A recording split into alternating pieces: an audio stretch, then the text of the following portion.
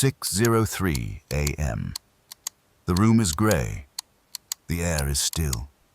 You are buried under 3 layers of Egyptian cotton and down feathers. It is warm. It is safe. It is the perfect temperature. And you are paralyzed. For the first 10 seconds of consciousness, you are not a sovereign individual. You are a desperate negotiator. A voice in the back of your skull, ancient lizard-brained and terrified, begins the bargaining process. It whispers, just 10 more minutes. The emails can wait. The gym is too far. It is raining outside. You worked late yesterday. You deserve this. You lie there, static. A prisoner in a velvet coffin. This is the most dangerous moment of your day. It is not the chaotic meeting at 2 p.m. or the traffic jam at 6 p.m. It is right now. Because in this silence, you are making a decision that defines the architecture of your entire existence. You are choosing between 2 paths, agency or atrophy. Most of you choose atrophy.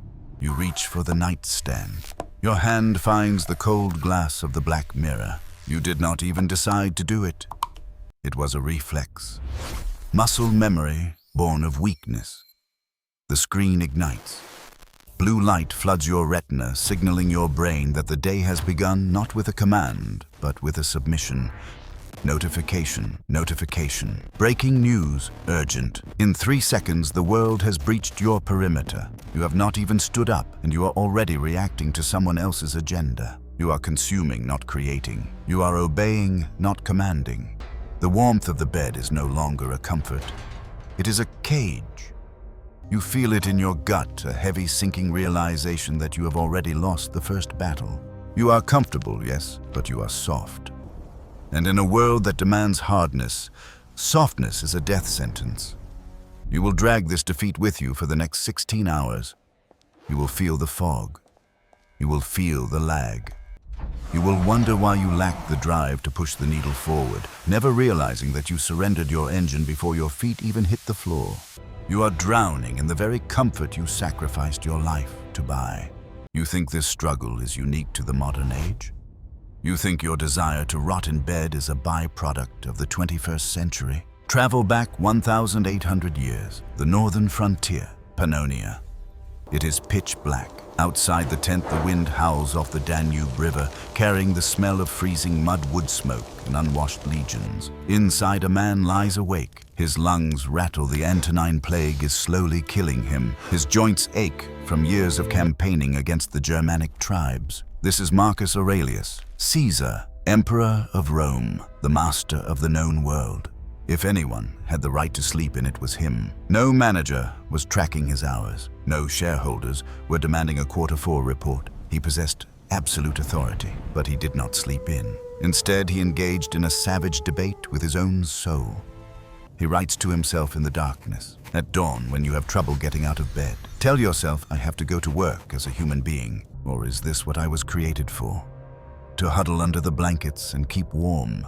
He mocks himself, but it is nicer here, his inner weakness pleads. His response cuts through the centuries like a gladius. So you were born to feel nice. Instead of doing things and experiencing them, do you see the plants, the birds, the ants and spiders and bees going about their individual tasks, putting the world in order as best they can? And you are not willing to do your job as a human being. Marcus did not rise because he wanted to.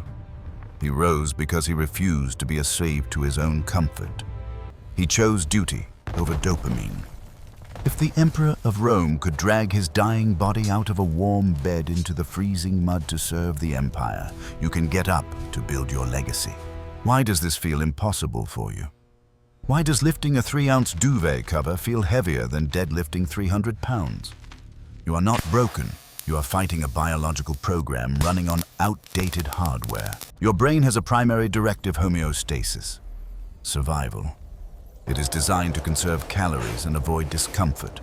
Dr. Andrew Huberman calls the resistance you feel limbic friction. It is the neurochemical grind between your prefrontal cortex, which knows you need to get up, and your limbic system, which screams for safety. In the modern world, we have poured concrete over this friction.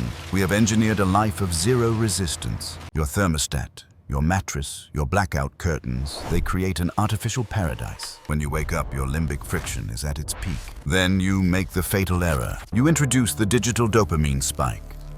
By checking your phone in bed, you flood your brain with cheap, unearned dopamine. You have not hunted, you have not gathered, yet your brain feels the chemical reward. You have just inverted your neurochemistry. Now the prospect of actual effort, the cold floor, the workout, the deep work crashes. Relative to the high of the infinite scroll, real life feels boring. The algorithm knows this. It is designed to catch you in this state of the drift. It monetizes your inertia. You are not fighting laziness. You are fighting a million years of evolution weaponized by $1 trillion tech industry. We do not fix this with motivation. Motivation is a feeling, and feelings are fickle. We fix this with philosophy. The Stoics had a specific term for what we are missing, askesis. In Greek, it means training. It is the athleticism of the soul. We must deploy the theory of voluntary discomfort. Here is the mental model. You must voluntarily introduce controlled suffering into your life to immunize yourself against involuntary suffering later. Think of tempering steel. You heat it, then you plunge it into ice-cold water. The shock aligns the molecular structure. It makes it hard. It makes it sharp. Your morning is the forge. If you cannot conquer the temperature of the water in your shower, how can you expect to conquer a crisis in your business? By rejecting the velvet coffin and embracing the shock, you are recalibrating your baseline.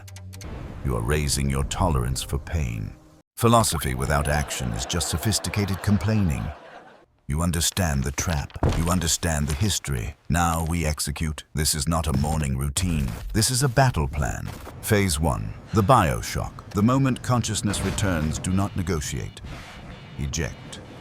Put your feet on the floor immediately. Walk directly to the shower. Turn the handle to the coldest setting. Step in fully. Do not test the water. This triggers a massive release of norepinephrine and dopamine. It is a biological panic button that wipes away sleep inertia instantly. In that first shock, you will want to jump out. Stay. Observe the panic. Control your breathing. 30 to 60 seconds minimum. Phase 2. The void. Do not touch the phone. I repeat, do not touch the phone. Your brain is now awake and sensitized. If you feed it Instagram now, you are poisoning the well. Keep your mind in the void. Drink water. Stare at a wall if you have to. Preserve your cognitive bandwidth. Phase 3. The primary target. We call this eating the frog. Identify the one task you are dreading, the writing, the sales call, the workout. That dread is a compass pointing to your growth. Execute this task immediately after the cold exposure. Do not check email first. When you crush the hardest task by 8 a.m., you bank a massive psychological victory. The rest of the day is a downhill slope. You are operating from a surplus of agency, not a deficit of guilt. Willpower fatigues. Systems do not. You need to track these victories. This is why I built the Stoic Life OS Notion template. It includes a dedicated Askesis tracker specifically designed to log your daily voluntary discomfort and your primary target. It turns your internal battle into objective data. Do not rely on your memory. Build the record. You have the theory. You have the protocol. The water is cold. The frog is waiting. The world is noisy. Keep your fortress distinct. Deploy the protocol.